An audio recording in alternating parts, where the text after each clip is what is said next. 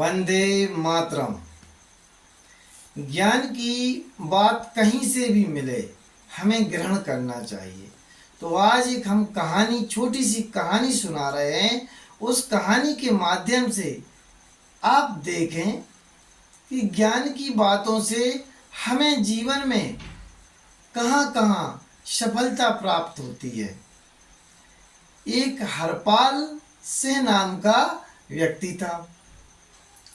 उसके पास कोई रोजगार नहीं था, परेशान था, क्या करें। अपनी माँ, अपनी पत्नी, इनके लिए आवश्यक सुविधाएं, भोजन आदि की व्यवस्था भी नहीं कर पाता था। एक दिन गुस्से में आकर घर छोड़कर वो चल दिया। अब उसके घर के बाहर एक कुटिया बनाकर एक बूढ़ा आदमी रहता था। वह उस बूढ़े के पास पहुंचा। सोचा परदेश जा रहे हैं, शायद कुछ ज्ञान की बातें इन बूढ़े आदमी से मिलें और वो हमें परदेश में काम आए।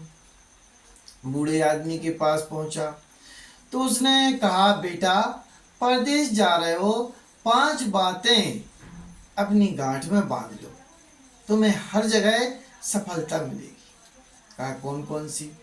तो पहली बात, जो तुम्हारी मदद करे तुम उसकी मदद अवश्य करो, भले ही उसके लिए तुम्हें अपनी जान जोखिम में डालना। ठीक, बहुत बढ़िया। दूसरी बात है, किसी का दिल दुखाने वाली बात उससे मत करो। 2 हो गई। तीसरी, अपना काम ईमानदारी से करो। जिस काम के लिए तुम्हें नियुक्त किया गया है तुम वह काम ईमानदारी से करो। ठीक है। चौथी बात, बिना योग्यता के दूसरों से बराबरी का दावा मत करो। जितनी आपकी योग्यता उतना ही आपका काम। अनावश्यक बड़े बनने की कोशिश नहीं करो। ठीक है, 4 बातें हो गई।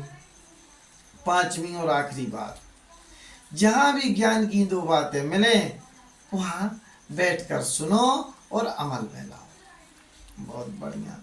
5 बातें अपने दिमाग में लेकर और हरपाल से चल दिया। चलता चलता एक राजा के नगर में पहुंचता है। देखता है वहाँ के प्रधान सेवक बैठे हैं तो उनसे जाके मिलता है। उसकी दीनता, उसकी सरलता, उसका अच्छा स्वभाव प्रधान सेवक को अच्छा लगता है।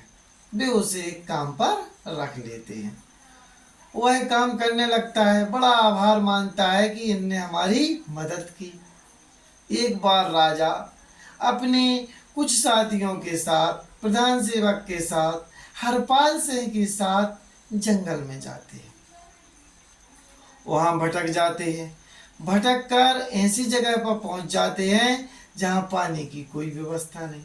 पानी के कारण जब पानी नहीं मिला तो प्यास से बुरा हाल था। राजा थोड़ा गुस्से में भी थे तो प्रधान सेवक से कहा कि जहां से बने, जैसा बने, हमें पानी चाहिए, अन्यथा आप जाने। प्रधान सेवक बड़ा परेशान, चारों तरफ उसने खोजबीन की लेकिन पानी नहीं मिला। हरपाल सिंह को याद आया, जिसने आपकी मदद की हो उसकी मदद आप अवश्य करें। प्रधान सेवक से पूछता है कि बताओ पानी के लिए क्या किया जा सकता है, पानी आखिर कहाँ मिल सकता है, हम लाएंगे आपके लिए।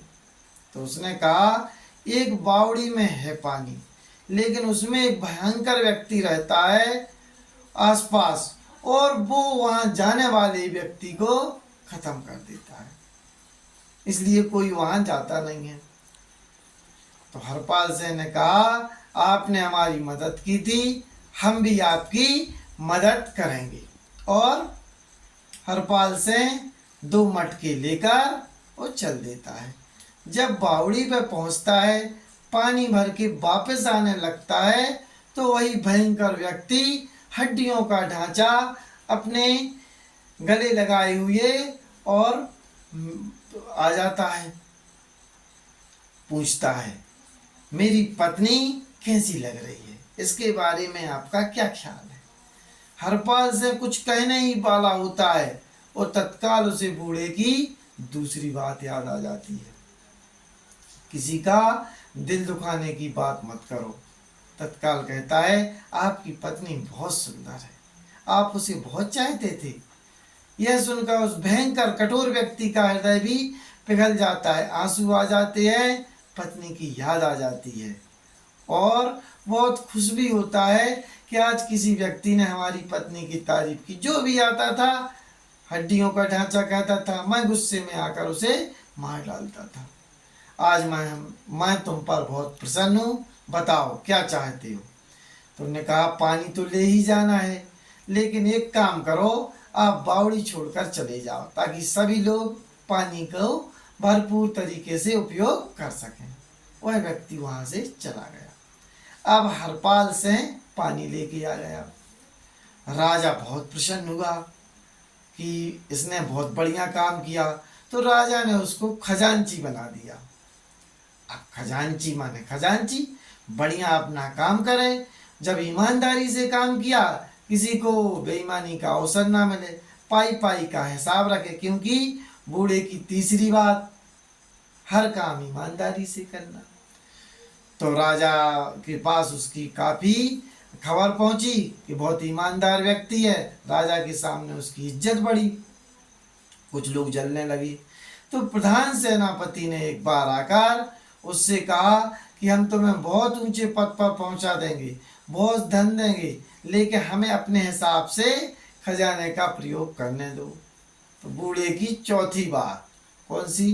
बिना योग्यता के दूसरों से बराबरी का दावा मत करो, हमें अभी पद नहीं चाहिए, हम योग्य नहीं हैं।